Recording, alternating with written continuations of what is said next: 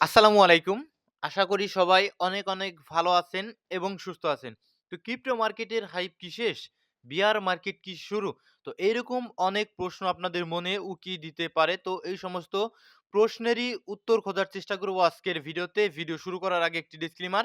এই ভিডিওটি শুধুমাত্র একটি এডুকেশনাল ভিডিও। কোনো ফাইন্যান্সিয়াল অ্যাডভাইস নয়। শুধুমাত্র একটি এডুকেশনাল ভিডিও। অ্যান্ড যারা স্টিল আমাদের টেলিগ্রাম চ্যানেলটিতে জয়েন করেননি, ভিডিও ডিসক্রিপশন বক্সে আমাদের টেলিগ্রাম চ্যানেলের লিংক দেওয়া থাকবে। আপনারা প্লিজ আমাদের টেলিগ্রাম চ্যানেলটিতে জয়েন করে নিবেন। কারণ মার্কেটের যত ইনস্ট্যান্ট আপডেটগুলো আসে, ফান্ডামেন্টাল নিউজগুলো এবং সেই সাথে টেকনিক্যাল বিভিন্ন চার্টগুলো কিন্তু আমাদের টেলিগ্রাম চ্যানেলটিতে আমরা শেয়ার করে থাকি, যাতে করে আপনারা মার্কেটে আপডেটেড থাকতে পারেন। সুতরাং টেলিগ্রাম চ্যানেল ইম্পোর্টেন্ট। আপনারা সকলে টেলিগ্রাম চ্যানেলটিতে জয়েন থাকবেন। ভিডিও ডিসক্রিপশন বক্সে টেলিগ্রাম চ্যানেলের লিংক দেওয়া থাকবে। তো এখন চলে আসবো আমরা মূল টপিকে। তো আপনাদের বেশ কিছুদিন আগে আমি টিউলিপ ম্যানিয়া বা ওয়ার্ল্ডের ফার্স্ট ইকোনমিক বাবল সম্বন্ধে ধারণা দিয়েছিলাম, যেটা ১৭০০ শতাব্দীতে নেদারল্যান্ডে ঘটেছিল। তো এই গল্প আমাদের ক্রিপ্টো মার্কেটে কিভাবে রিলেটেড বা কাজে আসতে পারে? তো অবশ্যই এটা বুঝতে পারা খুবই গুরুত্বপূর্ণ, কারণ এটা আমাদের মোমেন্টাম বুঝতে এবং শিখতে সাহায্য করে। তো একটা প্রোডাক্টের যখন ওভার হাইপড চলে আসে অথবা ওভার ভ্যালুড পর্যায়ে আসলে প্রোডাক্টটা চলে যায়, তখন সেই প্রোডাক্টটার ক্ষেত্রে কি হতে পারে সেটা কিন্তু আমরা এই গল্পের মাধ্যমে বুঝতে পারি। তো এই গল্প থেকে আমরা আরো বুঝতে পারি সামান্য প্যানিকও কিভাবে আরো প্যানিক ক্রিয়েট করে এবং অ্যাসেটের দর পতন ঘটায়। যদিও তখন টিউলিপ ফুলের কোনো আসলে স্ট্রং ইউজ কেস ছিল না। মানুষ নিজেদের আভিজাত্য প্রকাশের জন্য ওভার হাইপড করে দিয়েছিল এবং পরিশেষে সামান্য প্যানিক থেকে বড় প্যানিক এবং পরিশেষে বাবলটা ফেটে গিয়ে বিশাল আসলে ক্ষতির সম্মুখীন ওই সময়কার ইনভেস্টররা হয়েছিল। তো যাদের এই ইকোনমিক বাবল সম্বন্ধে ধারণা নেই তারা গুগল করে অবশ্যই শিখে নেবেন। তো বর্তমান সিচুয়েশনে যদি একটু লক্ষ্য করেন, এআই নিয়ে মাত্রাতিরিক্ত মাতামাতি ওভার হাইপ কিন্তু অলরেডি সৃষ্টি হয়ে গেছে এবং সেই সাথে ইউএস স্টক মার্কেটও ওভার ভ্যালুড অবস্থায় দাঁড়িয়ে আছে। তো বেশ কিছু বড় বড় অ্যানালাইসিস্টরা মনে করেন এই বাবল কিন্তু ফেটে যেতে পারে যদি একটু লক্ষ্য রাখেন শিলার পে রেশিওর দিকে। সেক্ষেত্রে অলরেডি কিন্তু শিলার পে রেশিও আমাদের রিস্কি পজিশনে রয়েছে, যেটা রয়েছে 38 এর কাছাকাছি, যেখানে আমাদের অলরেডি রিস্কি জোন হলো গিয়ে 35 থেকে 45। খুবই রিস্কি জোন, খুবই রিস্কি জোন, এর মধ্যে খুবই রিস্কি জোন, ঠিক আছে? অথবা বাবল ফেটে যাওয়ার মতো অবস্থা 35 থেকে 45। আর আমাদের বর্তমান ইউএস স্টক মার্কেটে শিলার পে রেশিও যদি দেখেন 38.94 এর কাছাকাছি অলরেডি পৌঁছে গিয়েছে। তো যেখানে 25 থেকে 30 আমাদের ইঙ্গিত করে যে মার্কেট অলরেডি ওভার ভ্যালুড। যদি এইখান থেকে আমাদের বাবলটা আসলে ইউএস স্টক মার্কেট এবং এ এর বাবল ফেটে যায়, তবে আমাদের আপনাদের যে হোল্ড করা অলস কয়েন কিন্তু ব্লা, ব্লা, ব্লা। তবে অনেক বিশ্লেষক এই আসলে এর বিপক্ষেও কিন্তু মত দিয়েছেন। তারা মনে করেন যে এত তাড়াতাড়ি হয়তোবা এরকমটা হওয়ার সম্ভাবনা নেই। তবে যদি আমাদের নিজেদের এনালাইসিস করবে, নিজেরা যদি একটু লক্ষ্য করি, তো সেক্ষেত্রে আমরা এখানে দেখতে পারবো যে এটা অলমোস্ট ১৯২০ এর পর থেকে যে হাইপটা ক্রিয়েট হয়ে গেছিল, তারপরে কিন্তু মারাত্মক ধরনের একটা বাবল ব্লাস্ট অ্যান্ড নিচের দিকে পড়ে গেছিল। একইভাবে ১৯৮০ সালের পর থেকে যে একটা আসলে ইকোনমিক আ আ গ্রোথ দেখা দিয়েছিল ইউএস স্টক মার্কেটে। তো সেই ক্ষেত্রে একটা বিশাল বড় বুদবুদ ক্রিয়েট হয়ে গেছিল। সেই বুদবুদটা ফেটে কিন্তু লাইকে ২০১০ সালের কাছাকাছি একদম নিচে আন্ডার ভ্যালুড পজিশনে চলে আসে। তো সেখান থেকে আমরা এগেইন কিন্তু উপরের দিকে চলে যাই এবং শিলার পে রেশিও আমাদের ইঙ্গিত করে হয়তোবা মার্কেট, ইউএস স্টক মার্কেট নিচের দিকে চলে আসতে পারে। আর যদি ইউএস স্টক মার্কেট আমাদের নিচের দিকে চলে আসে, সেক্ষেত্রে কিন্তু ক্রিপ্টো মার্কেটের হাইপ কিন্তু একদম তলানিতে এসে ঠেকে যেতে পারে। কোনোভাবেই আপনাদের প্যানিক ক্রিয়েট করার জন্য নয়, জাস্ট আপনাদের সাবধান থাকার জন্য এই ভিডিওটা আজকে আমাদের ক্রিয়েট করা। তো এখন আমাদের করণীয় কি? আমাদের করণীয় হলো যেগুলো স্ট্রং ফান্ডামেন্টাল কয়েন রয়েছে সেগুলোতে প্ল্যান করা। ওভার হাইপড যেকোনো বিষয়, ওভার হাইপড যেকোনো বিষয়কে আমাদের ইগনোর করতে হবে। অনেকে মনে করেন যে বিয়ার মার্কেট কি এখান থেকেই শুরু হয়ে গিয়েছে কিনা? অলরেডি বিয়ার মার্কেট স্টার্ট হয়ে গিয়েছে। অনেকেই বিষয়টা মনে করেন। তো আমাদের উচিত নয়েজকে ফাইন টিউন করা এবং নিজেদের এনালাইসিস করা এবং চোখ কান সবসময় খোলা রাখা। আর অল্টস কয়েনে ইনভেস্ট করলে স্ট্রং কয়েনগুলোতে থাকা আমার মনে হয় উচিত। প্রফিট যদি কম হয় সেক্ষেত্রে যদি কোনো খারাপ সিচুয়েশন মার্কেটের ক্ষেত্রে হয়, সেক্ষেত্রে হয়তো আপনি আ আ ভালো কয়েনগুলোতে থাকলে সেগুলো আদতে রিকভার করার পরবর্তীতে ভালো রকমের সম্ভাবনা কিন্তু থাকে, যেটা আমরা প্রিভিয়াস হিস্টোরি থেকে বুঝতে পাই। তো আজকে আমরা মার্কেট আপডেট দিব। তো মার্কেট বর্তমান যদি লক্ষ্য করেন একদম ফিয়ার এবং গ্রিড ইনডেক্স এক্সট্রিম ফিয়ার মোডে মার্কেট স্টিল রয়েছে। ভলিউম কমেছে। আগামীকাল থেকে ভলিউম বাড়বে। স্টক মার্কেট ওপেন হবে। তখন থেকে মার্কেটের কিন্তু মুভমেন্টটা আমরা বুঝতে পারবো। তো আগামীকাল যদি নিউ ইয়র্ক সেশন থেকে কিছুটা সেল আসেও পরবর্তীতে কিন্তু আমরা মার্কেটে যে আমার কাছে মনে হয় রিকভারি দেখতে পারবো। আর বর্তমানে মার্কেট রিকভারি করা উচিত। আমরা আসবো টেকনিক্যাল পার্টটাতে আরো ডিটেইলস দেখার চেষ্টা করব।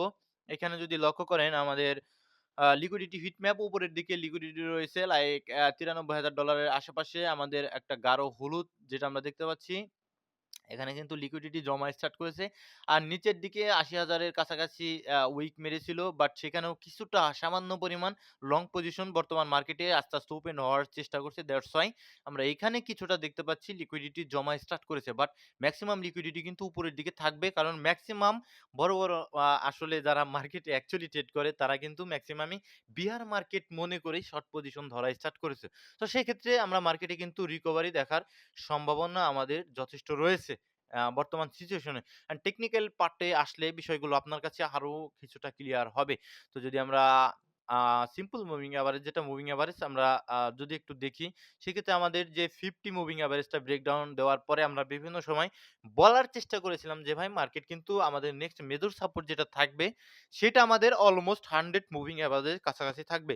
তো এখন যদি আমরা একটু লক্ষ্য করি চার্টের দিকে একদম 100 মুভিং এভারেজে পৌঁছে গিয়েছে। এত তাড়াতাড়ি যে 100 মুভিং এভারেজের কাছাকাছি পৌঁছে যাবে সেটা শুধুমাত্র আমি নয় ভাই, অনেক আসলে ইউটিউবারদেরই এক্সপেকটেশন এর বাইরে ছিল। দ্যাটস হোয়াই মার্কেটে কিন্তু যারা ফিউচার ট্রেড করে মেক্সিমামই কিন্তু লিকুইডেট হয়ে গেছে যেটা বলতে পারেন। ঠিক আছে?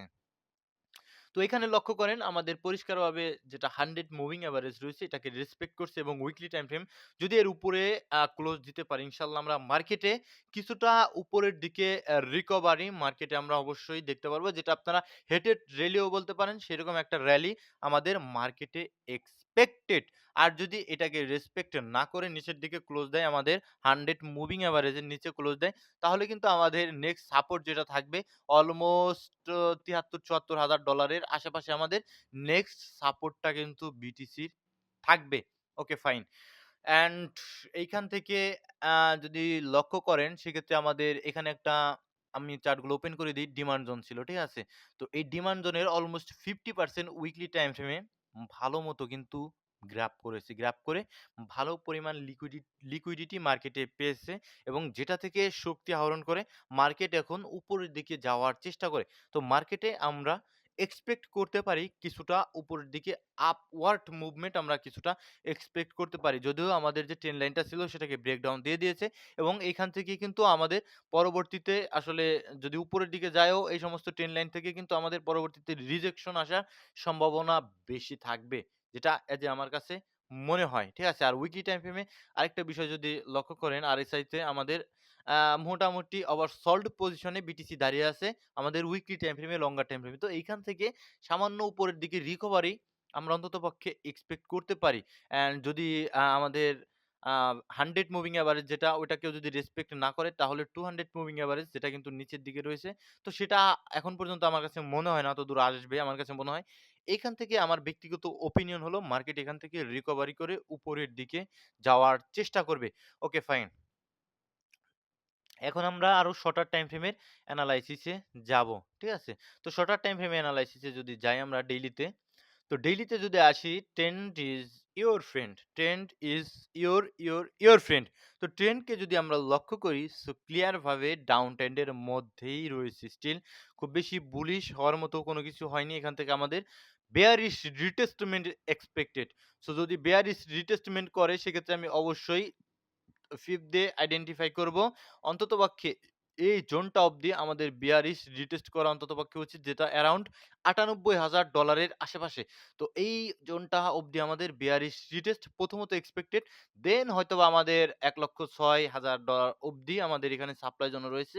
এই অবধি হয়তোবা আমাদের এক্সপেক্টেড হতে পারে। সেটা পরবর্তীতেও আমাদের ফার্স্ট টার্গেট হবে $৯৮,০০০ এর আশেপাশে মার্কেট অন্ততপক্ষে এজ এ বেয়ারিশ রিটেস্ট করতে হলেও যাওয়া। ওকে? অ্যান্ড যদি আমরা আরো কিছুটা লক্ষ্য করি, um bitcoin dominance. Okay fine.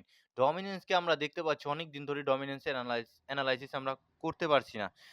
তো ডমিন্যান্স এর দিকে যদি লক্ষ্য করি, ডমিন্যান্স নিচের দিকে ফল ডাউন করছে এবং এটা কিন্তু নিচের দিকে ফল ডাউন হওয়ার সম্ভাবনা আরো কিছুটা রয়েছে। সেক্ষেত্রে আপনারা একটা জিনিস হয়তোবা লক্ষ্য করছেন যে বিটকয়েন ভালো রকমের ডাউন দিলেও সেক্ষেত্রে অল্ট কয়েন গুলো কিন্তু খুব ভালো পরিমাণ যে ডাউনফল হচ্ছে সেরকম না। আমরা প্রিভিয়াস যেমনটা দেখেছি যে বিটকয়েন সামান্য ডাম দিলেও অল্ট কয়েন গুলো কিন্তু খুব বড় ধরনের ডাম দেয়। ঐরকম হচ্ছে না এই ডমিন্যান্স এর কারণে। ঠিক আছে? তো ডমিন্যান্সের উইকলি টাইম ফ্রেমে খুব বড়সড় একটা ডিমান্ড জোন আমাদের অলমোস্ট রয়েছে ৫৭.28 এর কাছাকাছি। ঠিক আছে? তো এখান থেকে আপনারা যদি একটু লক্ষ্য করেন, এখানে জাস্ট বড়সড় ডিমান্ড জোনটা ট্যাপ করে এগেইন কিন্তু উপরের দিকে উঠে গিয়েছিল। তো একবার যেহেতু ট্যাপ করেছে, তো সেক্ষেত্রে আবার এখান থেকে ট্যাপ করেই যে উপরে উঠবে এরকমটা আমরা বলতে পারি না। তবে লক্ষ্য রাখতে হবে এই অবধি পৌঁছালে আমরা হয়তোবা মার্কেট যদি ঠিকঠাক থাকে বিটিসি, অলস কয়েনগুলোতে কিছুটা রিকভারি ইনশাআল্লাহ আমরা দেখার সম্ভাবনা আমাদের যথেষ্ট রয়েছে। অ্যান্ড এই যে ভাই এটা আমাদের মেইন জিনিস, ঠিক আছে? আমাদের ইউএসডি ডমিন্যান্স। তো ইউএসডি ডমিন্যান্স আমি টেলিগ্রাম চ্যানেলটিতেও দেখিয়ে দিয়েছিলাম যে ইউএসডি ডমিন্যান্স অলরেডি ওভারবট পজিশনে পড়ে রয়েছে। মার্কেটে আমি পাম্প এক্সপেক্ট করি। তো আজকে থেকে আমরা মার্কেটে কিছুটা রিকভারি হয়তোবা দেখতে পাচ্ছি। তো ইউএসডি ডমিন্যান্স আমাদের উপরের বাই সাইড জাস্ট একটা ট্যাপ করেছে, বাট লিকুইডিটি গুলো কিন্তু নেয়নি। হয়তোবা লিকুইডিটি নিলে এগেইন $৮০,০০০ আশপাশ থেকেই আবার মার্কেট কিন্তু বাউন্স ব্যাক করবে। তো লোকাল সাপোর্ট হিসেবে ৮০,০০০ ধরা যায়। তবে আমার কাছে মনে হয় এখান থেকে এই যে যেহেতু উইক মেরেছে, তো আমার কাছে মনে হয় এইখান থেকেই হয়তোবা আমাদের ক্রিপ্টোকারেন্সি মার্কেটে এগেইন কিন্তু রিকভারি স্টার্ট হতে পারে। যে আমার কাছে যেহেতু উইক মেরেছে সেই দৃষ্টিকোণ থেকে। তো অলরেডি আপ ট্রেন্ডে রয়েছে। এটা আমার কাছে মনে হয় আস্তে আস্তে নিচের দিকে আসার সম্ভাবনা রয়েছে। এই ট্রেন্ড লাইনটা লক্ষ্য করতে হবে। এখান থেকে আবার উপরের দিকে যাওয়ার সম্ভাবনা রয়েছে। অন্ততপক্ষে এই ট্রেন্ড লাইনটা পর্যন্ত যদি ইউএসডি ডমিন্যান্স চলে আসে, সেই ক্ষেত্রে আমরা অবশ্যই আমাদের ক্রিপ্টোকারেন্সি মার্কেটে বিটিসি কে অন্ততপক্ষে $৯৮,০০০ আশপাশে আমরা দেখতে পারি। শর্টার টাইম ফ্রেমের এনালাইসিস আলাদা। সেটা শর্টার টাইম ফ্রেমে করবেন আপনারা। ১৫ মিনিট ৩০ মিনিট টাইম ফ্রেম ধরে আপনারা শর্টার টাইম ফ্রেমের এনালাইসিস করবেন। ঠিক আছে? তো আমরা যদি কিছু কমেন্টে আসি, অনেকদিন ধরে আপনাদের আসলে মতামতগুলো দেখছি। দেখা হচ্ছে না। আজকে একটু দেখার চেষ্টা করব। আজ মধ্যরাতে ওকে ফাইন টন নিয়েছেন সুই। তো আ ঠিক আছে ভাই, রাখতে পারেন। মার্কেট যেহেতু এক্সট্রিম ফিয়ার এ রয়েছে, ভালো একটা রিকভারি হলে আপনি প্রফিটেবল হয়ে যাবেন। উম ইয়েস ভাই, এইটা ভাই একদমই পরিষ্কার কথা। মার্কেট আজ হোক কাল হোক আমাদের সুযোগ দিবে, কোনো সন্দেহ নেই। আজ হোক কাল হোক মার্কেট সুযোগ দিবেই আমাদের। ডলার হোল্ড ইস গোল্ড। একটা কথা বলি, আমার কথা সবাই বলে হোল্ড ইস গোল্ড। আমি বলি, বাট আমি বলি ডলার হোল্ড ইস গোল্ড। আপনার কাছে যদি ডলার থাকে, ডলার পড়ে থাকে, ইউএসডি পড়ে থাকে, আপনি আজ হোক কাল হোক সুযোগ আপনি পাবেনই। ঠিক আছে? তো আপনাদের একটু ভেবেচিন্তে এনালাইসিস করতে হবে। নেক্সট কাভা ভাই, কাভাতে থাকলে এই সেলগুলো দিয়ে বর্তমানে থাকার চেষ্টা করবেন। যেগুলো আমার কাছে মনে হয় বিটকয়েন, এক্সআরপি, ইথেরিয়াম, সোলানা এমনি থাকতে পারেন ভাই। বিটিসি, এক্সআরপি, ইথেরিয়াম এগুলো সোলানা ভালো টপ, সমস্যা নেই। বাট নিচের গুলোতে এই সেলগুলো দিয়ে আপনি থাকার চেষ্টা করবেন। এই যে আমার কাছে যেটা ব্যক্তিগতভাবে মনে হয়। আপনি রাখতে পারেন অল্টস কয়েন গুলো অবশ্যই নিজের রিস্ক ম্যানেজমেন্ট গুলো, যেহেতু ক্রিপ্টোকারেন্সি মার্কেট খুবই রিস্কি মার্কেট এবং হাই ভলাটাইল মার্কেট। সেক্ষেত্রে আপনার রিস্ক ম্যানেজমেন্ট করবেন, যে টাকাটা ইনভেস্ট করবেন, যেটা আপনার এখান থেকে আসলে চলে গেলেও সমস্যা হবে না। ঠিক আছে? তো এই ভিডিওটি শুধুমাত্র একটি এডুকেশনাল ভিডিও ছিল।